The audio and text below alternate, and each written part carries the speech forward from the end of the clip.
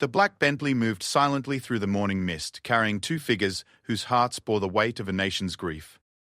Inside the vehicle, Prince William stared out at the familiar stone walls of Windsor Castle rising before them, each turret and tower holding memories of a man who had been both grandfather and guide. Beside him, Kate Middleton adjusted her black hat with trembling fingers, knowing that in mere hours they would bid farewell to the Duke of Edinburgh, the man who had stood beside the Queen for over 7 decades.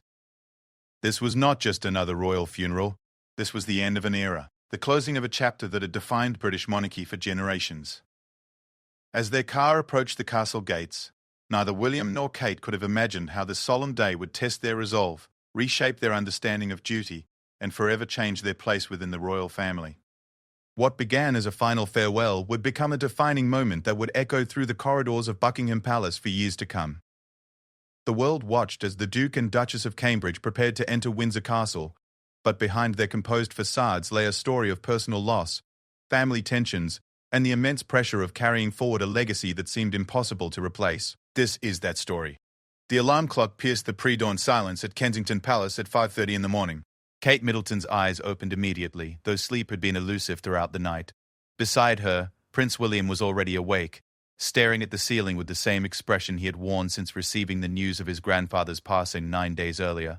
Neither spoke as they began their morning routine. There was an unspoken understanding between them that this day would test every ounce of strength they possessed. Kate moved to the wardrobe where her funeral attire hung, waiting, a black coat dress by Catherine Walker that had been specifically chosen for its respectful simplicity. The pearl necklace that would complete her outfit had belonged to Diana, Princess of Wales, a connection to William's mother that seemed particularly poignant on this morning of farewells. William dressed in his Royal Air Force uniform, the same service in which his grandfather had served with distinction during World War II. As he fastened the buttons, his mind wandered to the countless stories Prince Philip had shared about his wartime experiences, tales of naval battles and narrow escapes that had captivated young William during childhood visits to Windsor Castle. The couple's children, George, Charlotte, and Louis, remained sleeping in their rooms. The decision to keep them away from the funeral had been difficult but necessary. Prince Philip's own wishes for a small, intimate ceremony meant that even some adult family members would be absent. The children would say their goodbyes to their great-grandfather in their own way, in their own time. At 6:45, Kate found William in his study, staring at a framed photograph on his desk. It showed a younger version of himself with Prince Philip during a shooting weekend at Balmoral. His grandfather's weathered hands were pointing towards something in the distance while William listened intently, absorbing another lesson from the man who had become his mentor in the art of royal duty. He always knew exactly what to say, William murmured as Kate entered the room. She placed her hand on his shoulder, feeling the tension that had settled there over the past week. The weight of the day ahead was evident in every line of his posture. Kate remembered her own relationship with Prince Philip, how nervous she had been during their first meeting at Balmoral before her engagement to William. The Duke's reputation for directness was well known, and she had prepared herself for potentially uncomfortable questions about her intentions toward his grandson. Instead, she found a man genuinely interested in her thoughts about conservation, her photography, and her family background. By the end of that weekend, Prince Philip had nicknamed her Catherine the Great, a playful reference that never failed to make her smile. The couple shared a light breakfast, though neither had much appetite. The gravity of the day ahead seemed to settle over everything like a heavy blanket. They discussed the logistics one final time, the precise schedule that would govern every moment from their arrival at Windsor Castle through the service itself. At 8:15, their protection officer knocked discreetly on the door. It was time to leave. The journey from Kensington Palace to Windsor Castle would take approximately an hour, accounting for the heightened security measures that had been put in place for the funeral. As they stepped outside Kensington Palace, the April morning carried a crisp chill that seemed appropriate for the solemnity of their mission. Their official car, a dark Bentley with blackened windows, waited with engine running. The driver, a longtime member of the royal household staff, offered a respectful nod as they approached. Kate settled into the leather seat beside William, adjusting her skirt carefully. The car pulled away from Kensington Palace with practiced smoothness, beginning the journey that would take them through the heart of London and out into the Berkshire countryside where Windsor Castle waited. The streets were unusually quiet for a Saturday morning, though they could see people gathering along their route. Many held small Union Jack flags or flowers, silent tributes to the man they were travelling to honour. William observed these displays with a mixture of gratitude and overwhelming responsibility. These people weren't just mourning Prince Philip, they were looking to the next generation of royals to carry forward his legacy of service. As their car moved through the London traffic, Kate found herself thinking about the conversation she'd had with Prince Philip over the years. He had possessed a remarkable ability to put people at ease despite his formal role. During family gatherings, he would often seek her out, asking about her photography projects or her work with children's charities. His interest wasn't mere politeness. He genuinely wanted to understand what motivated the people around him. One conversation in particular stayed with her. It had been during a Christmas gathering at Sandringham, and Prince Philip had pulled her aside after dinner. The most important thing, he had told her, is to remember that we serve something bigger than ourselves. The moment you forget that, you've lost your way. At the time, Kate had nodded politely, but now those words carried profound weight. William was lost in his own memories as the London skyline gave way to suburban neighbourhoods. He remembered the way his grandfather had taken him under his wing after Diana's death, providing a steadying presence during the most turbulent period of his youth. Prince Philip never spoke about emotions directly, but he had made sure William understood the importance of resilience, duty, and finding strength in service to others. The Duke of Edinburgh Award Scheme, which Prince Philip had founded in 1956, had been one of his proudest achievements. William remembered his grandfather's eyes lighting up whenever he discussed young people who had transformed their lives through the program. Give them a challenge, Prince Philip would say, and they'll surprise you every time. That philosophy had shaped William's own approach to youth engagement through his various charitable endeavours. As they passed through the M4 corridor, Kate noticed the increased security presence. Police vehicles appeared at regular intervals, and she could see officers positioned at strategic points along the route.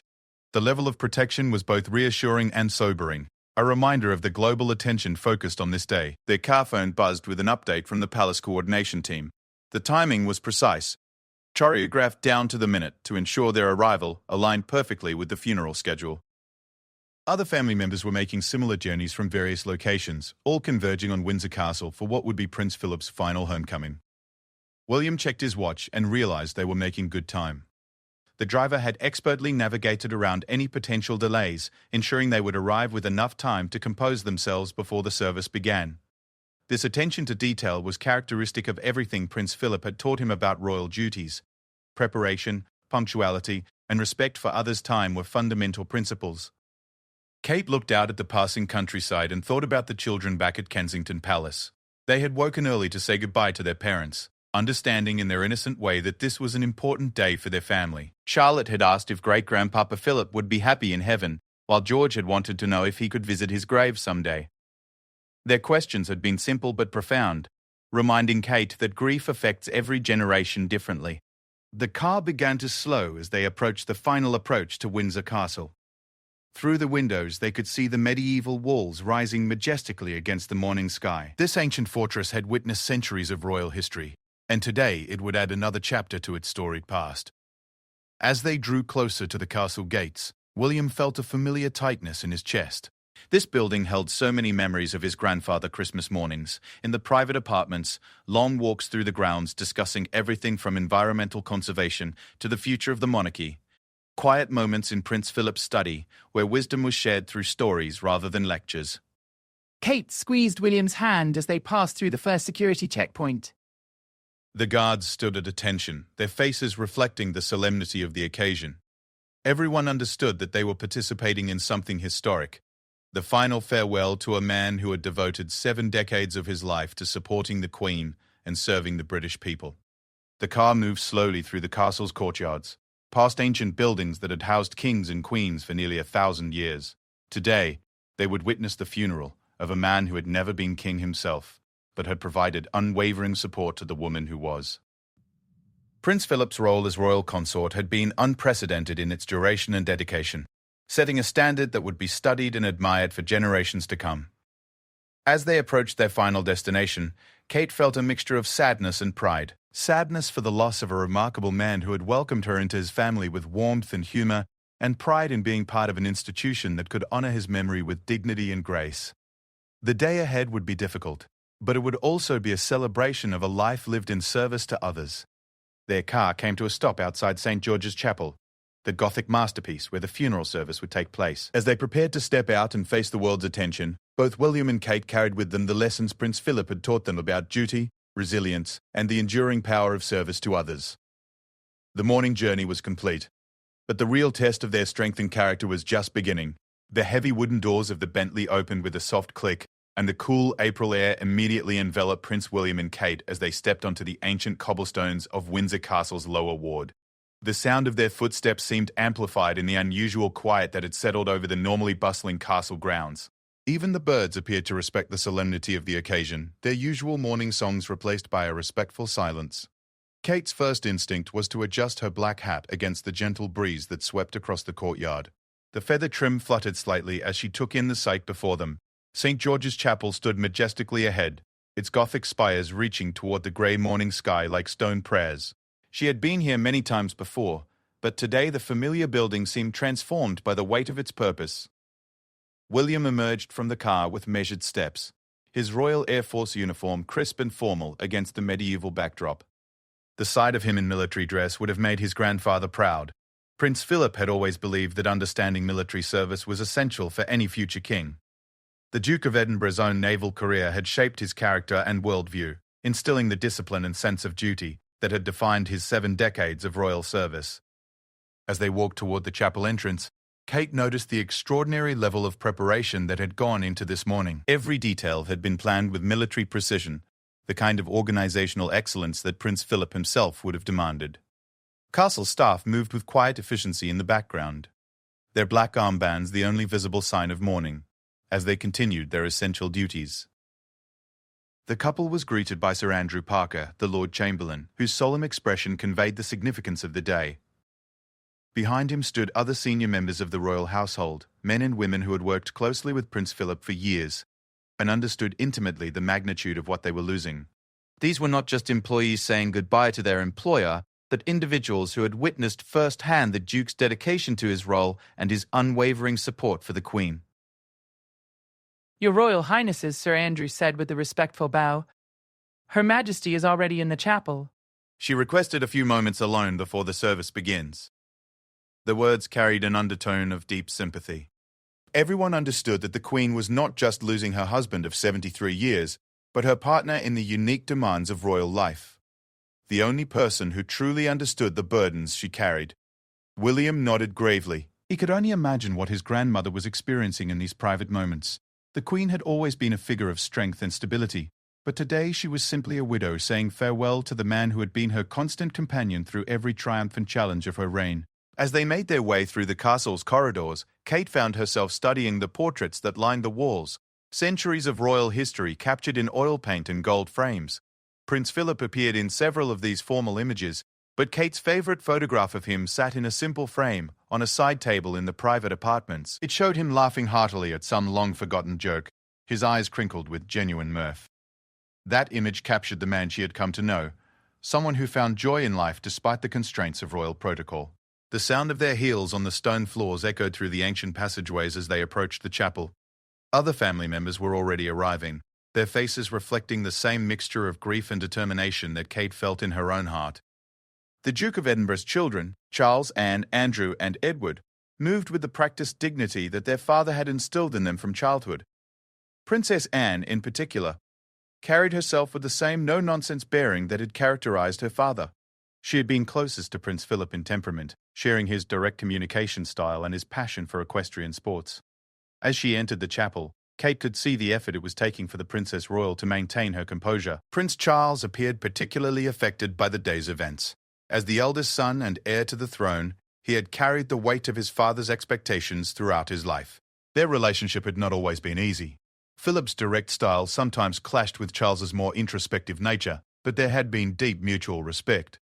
In recent years, as Charles had taken on more royal duties, his father had expressed pride in his son's commitment to causes like environmental conservation and sustainable agriculture. William paused before entering the chapel to collect his thoughts. This building held special significance for their family. It was where he and Kate had been married just 10 years earlier, surrounded by family and friends, in a celebration of love and hope. Now they were returning for a funeral, but Kate realized that the continuity was somehow comforting. Prince Philip had been present at their wedding, offering his characteristic blend of practical advice and warm wishes for their future together. Inside the chapel, the atmosphere was both intimate and profound. Unlike the grand state funerals held at Westminster Abbey, this service reflected Prince Philip's own wishes for something smaller and more personal. The guest list had been carefully limited due to pandemic restrictions, but those present represented the most important relationships in the Duke's long life. Kate took her assigned seat and immediately noticed the personal touches that made this ceremony unique. Prince Philip's naval cap sat on a cushion near the altar, a symbol of the service that had defined his early adulthood. His Duke of Edinburgh award medals were displayed prominently, representing perhaps his proudest civilian achievement, the youth development program that had touched millions of lives worldwide. The floral arrangements reflected the Duke's personal interests rather than formal royal protocol. There were flowers from the gardens at Balmoral, where he had spent many happy summers, and Norfolk reeds from the Sandringham estate, where he had pursued his love of country sports. Each arrangement told a story of a man who found deep satisfaction in the natural world and outdoor pursuits. William settled beside Kate, his expression thoughtful as he took in the scene around them. The chapel was filling slowly with family members and close friends, each person carrying their own memories of Prince Philip. There were members of his beloved Duke of Edinburgh award scheme, representatives from the many charities he had supported, and staff members who had worked alongside him for decades.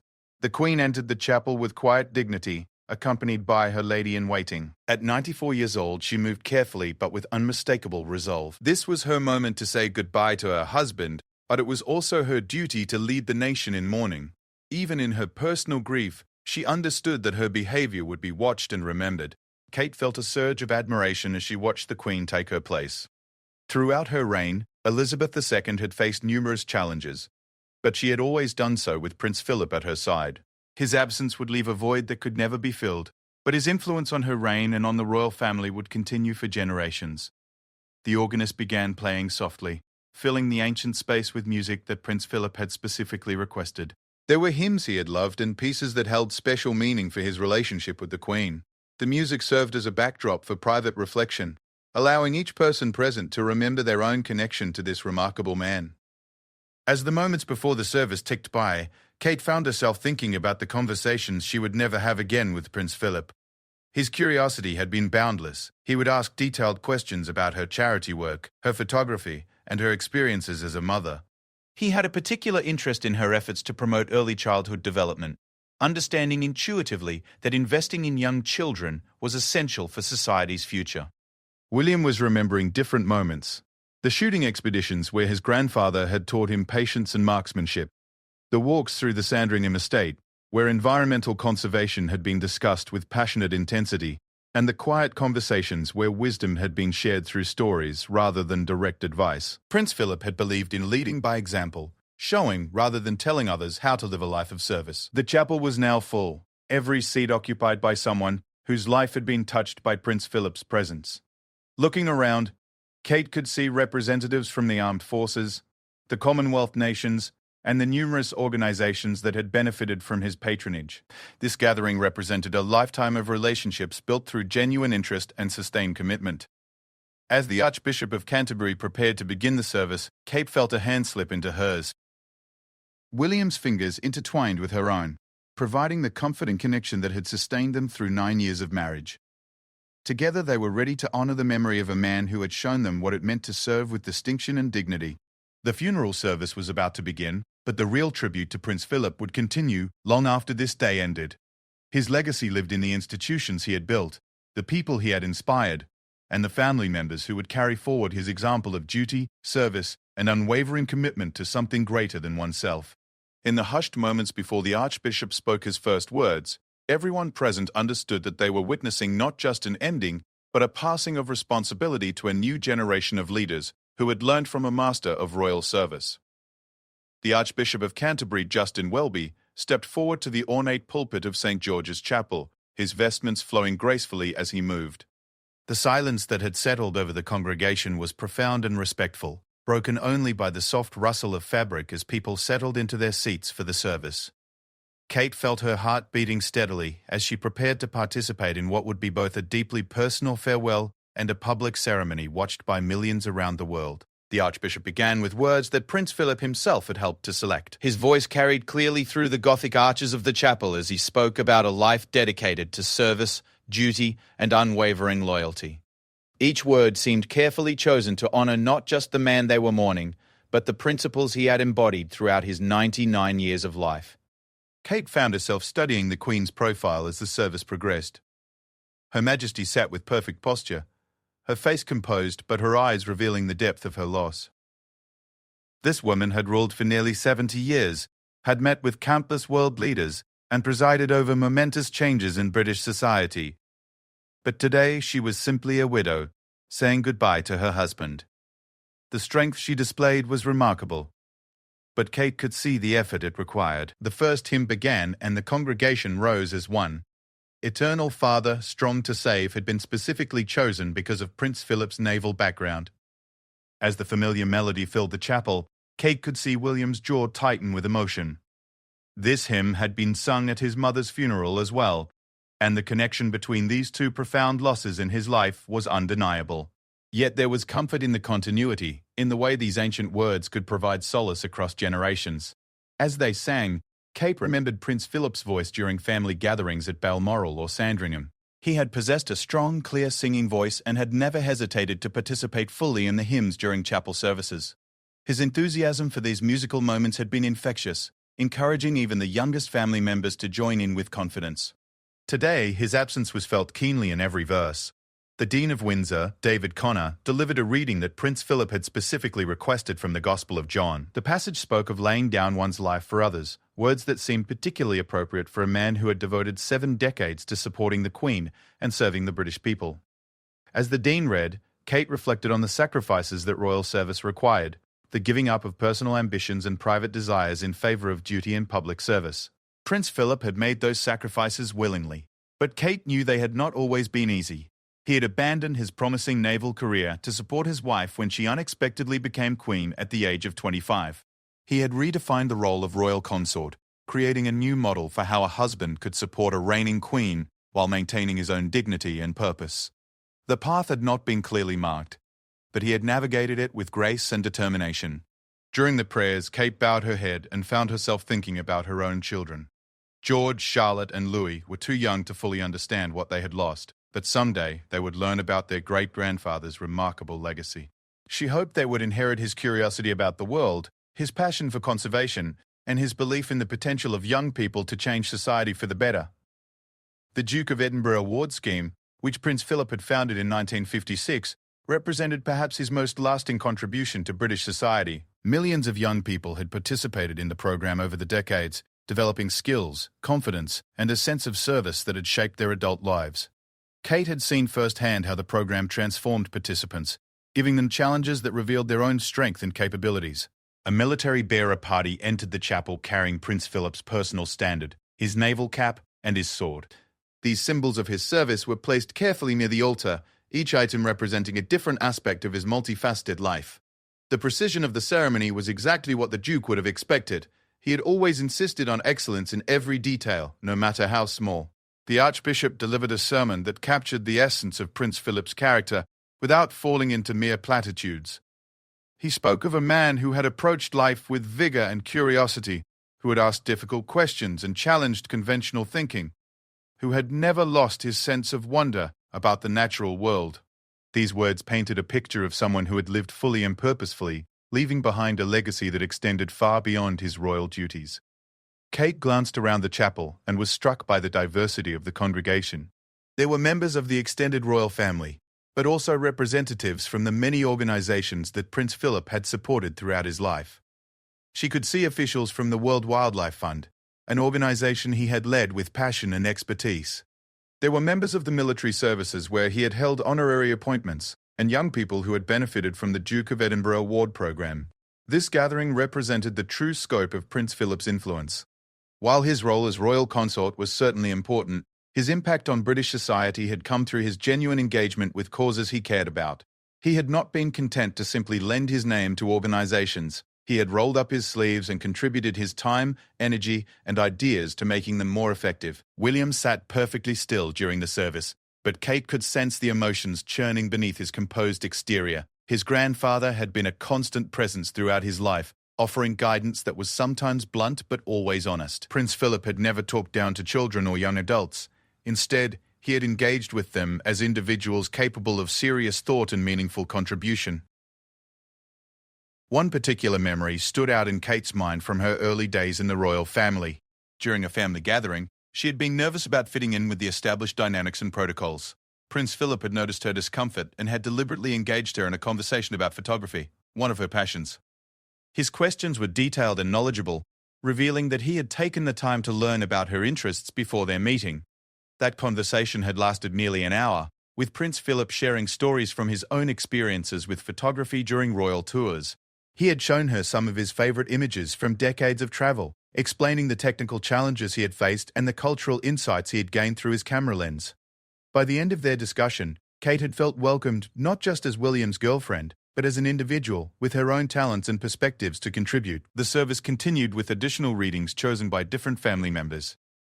Each passage reflected a different aspect of Prince Philip's character: his love of adventure, his commitment to duty, his deep faith, and his unwavering loyalty to the Queen.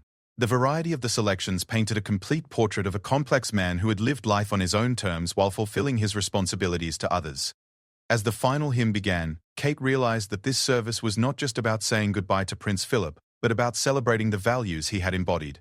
The congregation sang "God Save the Queen" with particular feeling, understanding that they were honoring both the monarch and her late husband's dedication to supporting her reign. The familiar words carried new weight in this context, acknowledging the partnership that had sustained the monarchy through decades of change. The Queen remained composed throughout the service, but Kate could see the profound effort this required. At one point during the prayers, she noticed Her Majesty's hand tremble slightly before she steadied it with characteristic determination. This small gesture reminded everyone present that beneath the crown and the ceremonial roll was a woman experiencing the most personal kind of loss. As the service drew to a close, the congregation prepared for the final moments of the ceremony. Prince Philip's coffin would be lowered into the royal vault beneath St. Benedict, George's chapel, where it would remain until the Queen's own death, when they would be interred together in the King George VI Memorial Chapel. This final arrangement reflected the enduring nature of their partnership, separated briefly by death, but destined to be reunited for eternity. The Archbishop offered the final blessing, his voice carrying both solemnity and hope. He spoke of resurrection and eternal life, themes that provided comfort to those grieving while acknowledging the reality of their loss. The words echoed through the ancient chapel, joining with centuries of similar prayers offered for monarchs and nobles who had gone before. As the service concluded, Kate felt a complex mixture of emotions. There was profound sadness for the loss of a man who had welcomed her into his family with warmth and humor. There was also deep gratitude for the example he had set, showing how a life could be lived in service to others while maintaining individual dignity and purpose. Most importantly, there was a renewed sense of responsibility to carry forward the values he had demonstrated through his own actions. The congregation began to file out of the chapel in order of precedence, but the impact of the service would remain with each person long after they left the sacred space. Prince Philip had received the farewell he had requested, dignified, personal, and focused on the relationships and values that had defined his remarkable life. For William and Kate, this ceremony marked not just an ending, but a deepening understanding of the legacy they were now responsible for continuing. Following the formal funeral service, the royal family gathered in the private apartments of Windsor Castle for a more intimate reception. This gathering, away from the cameras and public scrutiny, allowed family members to share personal memories and support one another in their grief. Kate walked beside William through the familiar corridors, both of them feeling the weight of the day's events settling over them like a heavy cloak. The private apartments held countless memories of Prince Philip. These rooms had been his refuge from the demands of public life, where he could pursue his interests in painting, reading, and correspondence with the many organizations he supported. Kate remembered visiting these rooms during family holidays, watching Prince Philip work at his desk with the same focus and attention to detail that he brought to his official duties. Princess Anne was the first to approach them as they entered the reception room. Her resemblance to her father was particularly striking today, both in her physical features and in her direct, no-nonsense manner of communication. "He would have been pleased with the service," she said simply, her voice carrying the practical assessment that Prince Philip himself might have offered. Everything went exactly as he wanted it. The comment was typical of the royal family's approach to emotional moments, acknowledging feelings through action rather than elaborate expressions of sentiment. Prince Philip had instilled in his children the importance of carrying on with dignity, even in the face of personal loss. Today, they were demonstrating that lesson even as they dealt with their own grief. Prince Charles joined their small group, his face showing the strain of the morning's events. As the eldest son, he had spent the most time with his father and had perhaps felt the burden of his expectations most keenly. Their relationship had evolved over the decades from the formal distance of Charles's childhood to a warmer appreciation of each other's perspectives in recent years. "I keep thinking about our last conversation," Charles said quietly, addressing William directly. He was asking about the children, wanting to know about their interests and how their schooling was progressing.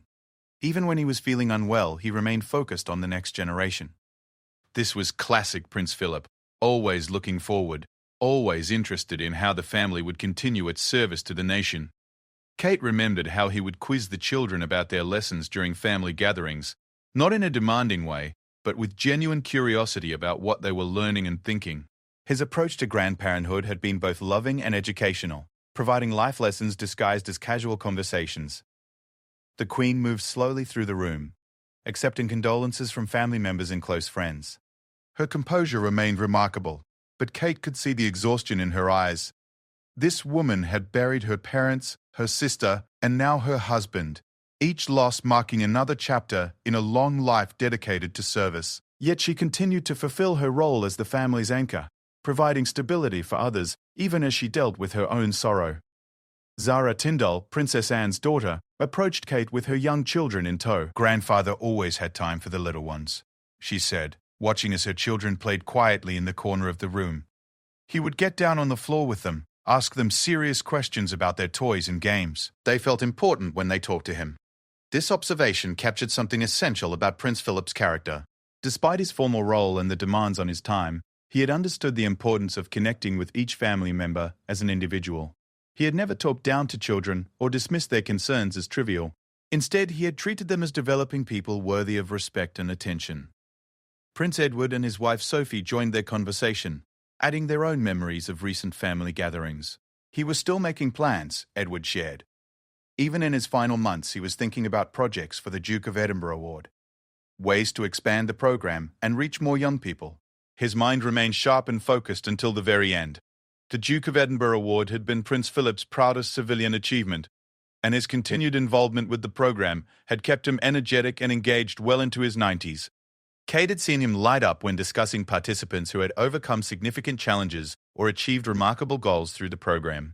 The award scheme represented his fundamental belief in the potential of young people to exceed their own expectations when given appropriate challenges and support. As the reception continued, Kate found herself in conversation with some of the palace staff who had worked closely with Prince Philip over the years.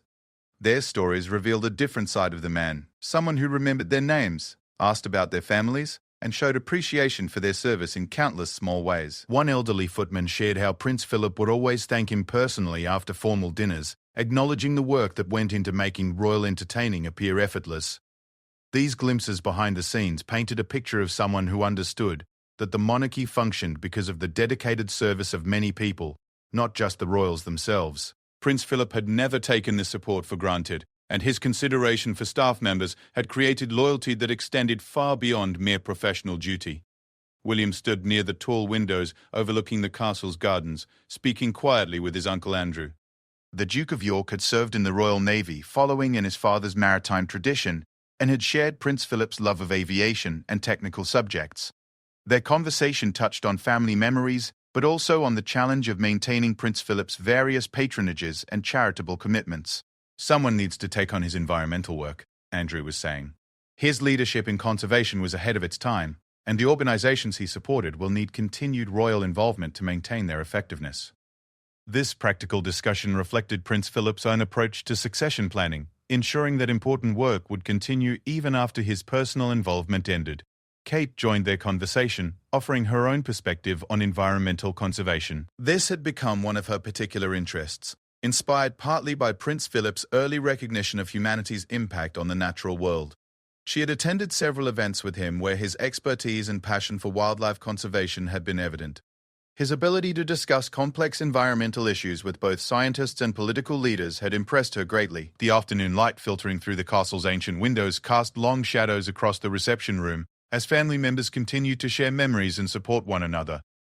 These private moments away from public view allowed for a more complete grieving process, where tears could be shed without concern for protocol or public perception. Princess Eugenie and Princess Beatrice, Andrew's daughters, sat with their grandmother for several minutes, simply being present without the need for conversation.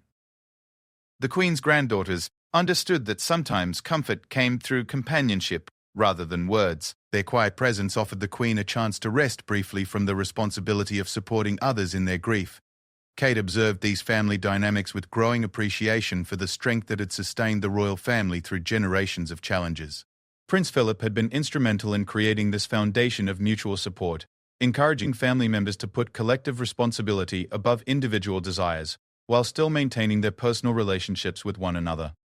As the reception gradually wound down, Kate found herself thinking about the conversation she would need to have with her children when she returned home. They had known their great-grandfather as a loving but sometimes formidable figure who brought excitement to family gatherings through his stories and his genuine interest in their activities.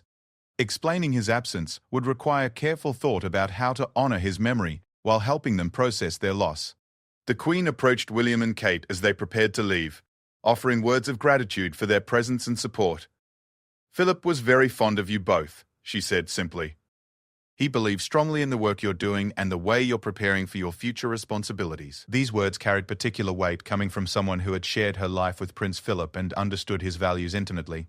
William responded with deep emotion visible just beneath his composed surface. "He taught me so much about service and duty, but also about finding joy in the work we do. I hope we can continue his example."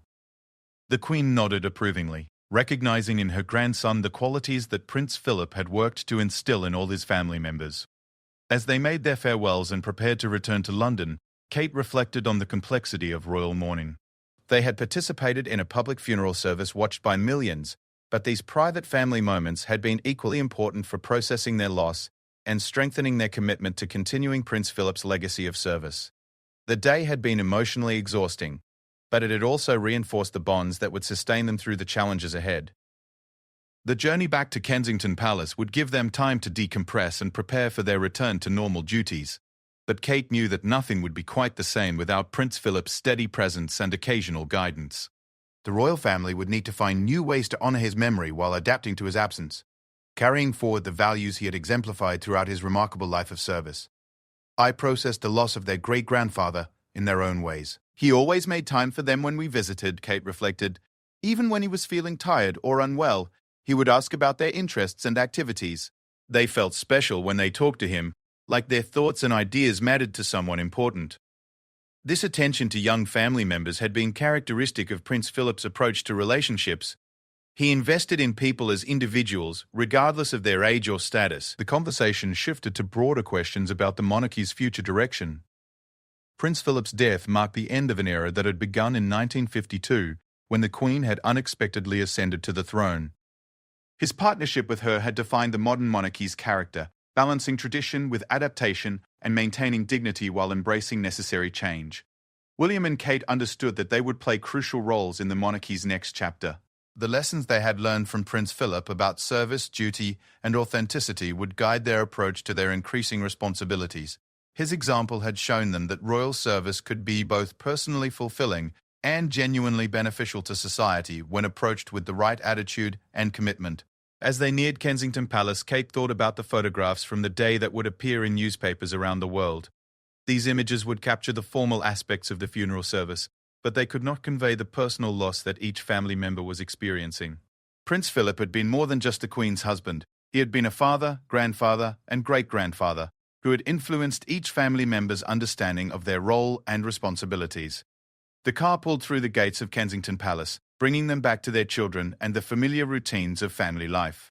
Yet Kate knew that everything had been subtly altered by the day's events.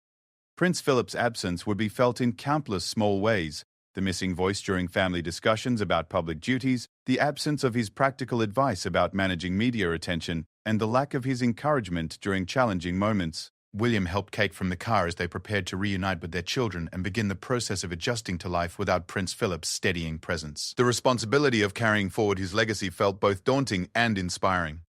They had been privileged to learn from someone who had mastered the art of royal service while maintaining his individual identity and values. In the days and weeks that followed, William and Kate would discover new ways to honor Prince Philip's memory. Through their work and public service, the environmental conservation efforts he had championed would continue with renewed energy.